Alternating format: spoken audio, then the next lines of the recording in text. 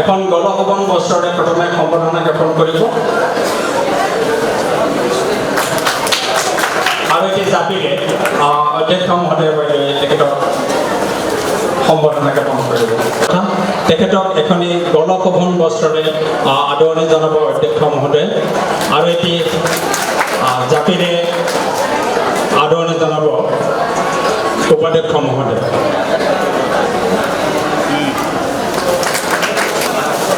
এখন চেলেঙেৰে অঞ্চলৰ আঞ্চলিক সদস্য দিলীপ তালুকদাৰ এখন এটি জাপিৰে আদৰণি জনালে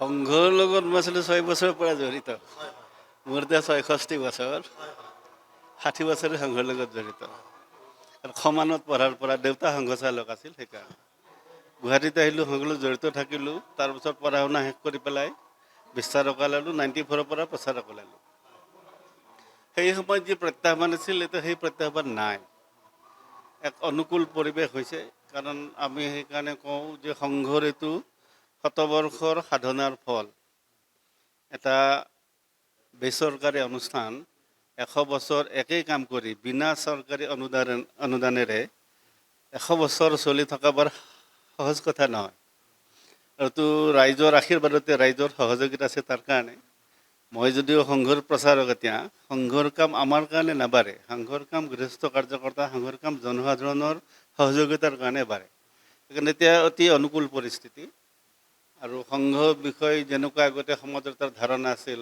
RSS কিবা এটা হ'ব এনেকুৱা হিন্দু মুছলমান বিৰোধী খ্ৰীষ্টিয়ান বিৰোধী আতংকবাদী সংগঠন এইটো আচলতে সংঘ আৰম্ভ হোৱাৰ পৰাই 1925 চনৰ পৰাই পৰাধীন ভাৰতত সংঘ আৰম্ভ হৈছিল তো ব্ৰিটিছে আৰম্ভ কৰিছিল 1937ত প্ৰথম মধ্যপ্ৰান্তত বেন কৰিছিল যে RSSত যাব নোৱাৰিব চৰকাৰী চাকৰিয়াল 3বাৰ বেন হৈছে আপোনালোকে জানেই আৰু 92ৰ বেনটো নিজে নিজে উঠি গ'ল 6 মাহৰ পিছত এই গোটেই প্ৰত্যাহ্বান স্বীকাৰ কৰি সংঘ আজি 100 বছৰ পাৰ কৰিছে অসমত বিশেষকৈ 1950 চনৰ ভূমিকম্পৰ পৰা আৰম্ভ কৰি 50 চনৰ ভূমিকম্পত সম্ভৱ প্ৰথম অসমত ভূমিকম্প পীড়িত সহায়তা সমিতি সংঘৰ ফালৰ পৰা কৰি সহায় কৰা হৈছে ভাষা আন্দোলনৰ সময়ত কাৰণ সকলো ভাষা ৰাষ্ট্ৰীয় ভাষা আমি এনেকুৱা ভাবোঁ গুৰুজীৰ সেই 50 চনৰে বক্তৃতা 60 চনৰ তাৰপিছত বাংলাদেশৰ যুদ্ধৰ সময়ত অসম আন্দোলনৰ সময়ত অসমৰ ৰাইজৰ লগত সংঘ আছে সেইকাৰণে 83 নিৰ্বাচনত দেখিছে 80ত বিজেপি হৈছে বিজেপিয়ে ভাগ লোৱা নাই তো সেইকাৰণে যেতিয়া অসমৰ মানুহে দেখিছে যে সংঘ অসমৰ ৰাইজৰ যিমান সন্মুখত প্ৰত্যাহ্বান উপস্থিত অসমৰ ৰাইজৰ লগত থাকে সেইকাৰণে অসমৰ ৰাইজেও আঁকোৱালি লৈছে নহ'লে 1000 গাঁৱে ভূঞে আমি হিন্দু সন্মিলন পাতিব নোৱাৰোঁ এতিয়া যুৱচাম খুব আকৃষ্ট হোৱা দেখা গৈছে সংঘৰ প্ৰতি কেনেকুৱা ধৰণৰ নিয়ম কানুন যুৱকবিলাক আকৃষ্ট হোৱাৰ মূল কাৰণ মোৰ দৃষ্টিৰে ছ'চিয়েল মিডিয়া কাৰণ আগতে যিমান ভুল প্ৰচাৰ হৈছিল এতিয়া ভুলবিলাকৰ লগে লগে উত্তৰ ছ'চিয়েল মিডিয়াতে আহে তেওঁলোকৰ উৎসুকতা থাকে যে আচলতে কোনটো সেইকাৰণে মই প্ৰচাৰ বিভাগত আছিলোঁ তো প্ৰচাৰ বিভাগত আছে এটা এই এখন ফৰ্ম ওলায় জইন RSS বুলি এই জইন RSSত ফৰ্ম ফিল আপ কৰিলে আৰু সম্পৰ্ক কৰাৰ এক ব্যৱস্থা আছে কাৰ্যবাহ মানে তাৰ ছেক্ৰেটাৰী বা সংঘচালক এইবিলাকৰ লগত তো জইন RSSৰ যোগেহে বেছি আছে প্ৰত্যক্ষ শাখাৰ যোগে কম জইন RSS যোগে যুৱকবিলাক বেছি আছে বিশেষকৈ স্কুল কলেজ ইউনিভাৰ্চিটি বা ল কলেজ ইত্যাদি যিবিলাক ছাত্ৰ আহিছে পিছত RSSৰ ট্ৰেইনিঙো কৰিছে কিন্তু প্ৰথম জইন RSSৰ আহিছে তেওঁলোকে উৎসুকতাৰ কাৰণে আৰু আহি দেখিছে ভাল গতিকে প্ৰেৰিত হৈছে 10জনক মাতিছোঁ এইকাৰণে যুৱকৰ সংখ্যা বেছি আজিকালি মই আপোনাক এটি প্ৰশ্ন কৰোঁ যে সংঘত জড়িত হৈ থাকিলে বহু ব্যক্তি ৰাজনীতিলৈ প্ৰৱেশ কৰে নহয় জানো বহু আজি আপুনি দেখিছে, আপুনি ভৱিষ্যতলৈ কিবা ৰাজনীতিত পদাৰ্পণ কৰাৰ কিবা দেখিছে? প্ৰথম যেতিয়া জনসংঘ আৰম্ভ হৈছে, শ্যামাপ্ৰসাদ মুখাৰ্জী যেতিয়া গৈছে গুৰুজীৰ ওচৰত, MS গোলৱালকাৰ, কৈছে হিন্দুৰ হৈ মাত মতা কোনো ৰাজনৈতিক দল নাই, তো সেইকাৰণে সংঘই এটা ৰাজনৈতিক দল খুলিব লাগে। তো সেই সময়ৰ যোন সৰসংঘ চালক MS গোলৱালকাৰ গুৰুজী বুলি মাতোঁ, তো গুৰুজীয়ে কৈছে সংঘই প্ৰত্যক্ষ ৰাজনীতিত ভাগ নলয়, আপুনি আৰম্ভ কৰক। তেতিয়া তেওঁ হিন্দু মহাসভাৰ পৰা আহি জনসংঘ আৰম্ভ কৰিছে। অটল বিহাৰী বাজপেয়ী, বলৰাজ মাধৱ, মৌলী চৰণ শৰ্মা, আদৱানীজী, দীনদয়াল উপাধ্যায়, এওঁলোকক দিছে। তো সংঘই ডাইৰেক্ট প্ৰথমটো ৰাজনীতিত ভাগ নলয়, 1 নম্বৰ। আৰু দ্বিতীয় কথা, সংঘৰ ৰাজনীতিৰ লগত প্ৰত্যক্ষ সম্পৰ্কও নাই। বিজেপি অহাৰ পিছত এটা পৰিৱেশ হৈছে যে RSSৰ থ্ৰু গ'লে লাভ পোৱা যাব, সেইকাৰণে বহুত আহে। এতিয়া যিমান আহিছে, কিন্তু পাৰ্চেণ্টেজ কোৱা দিগদাৰ, নহ'লেওতো 20% মানুহ এইকাৰণে সংঘত আহিছে যে কিবা নহয় কিবাকৈ ৰাজনৈতিক হেৰি কৰিলে লাভ।